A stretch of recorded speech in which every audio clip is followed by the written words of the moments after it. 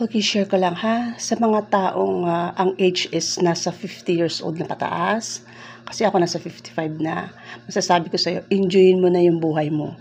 Kasi ito yung stage na, alam mo yun, yung mga katawan natin, unti-unti na nating nararamdaman yung mga sakit-sakit. Di ba yung mga buto-buto natin, hakbang lang tayo, bababa sa hagdan, masakit. O yan na yung mga stage na parating na medyo hindi na kaya ng katawan natin yung sobrang stress. Kaya ikaw, kung nagpupuyat ka pa rin, alisin mo yan. Kung ikaw ay nagpapakapagod pa rin, tanggalin mo yan. Enjoyin mo yung buhay mo. Ito yung stage na for sure yung mga anak natin, malalaki na yan.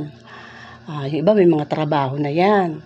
Yung iba, kaya na nila ang sarili nila kung ano pa yung dapat nilang gawin sa sarili nila at hindi aasa sa mga nanay.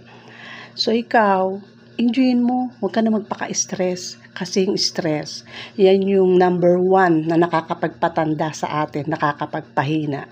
Kung ano man yung iniisip mo sa sarili mo, yung pinag-aalala mo, sabi mo, Lord, kunin niyo po itong pinoproblema ko at inaalala ko kasi gusto kong mabuhay ng stress-free. Ganyan. Go na, pasyal, magbingo.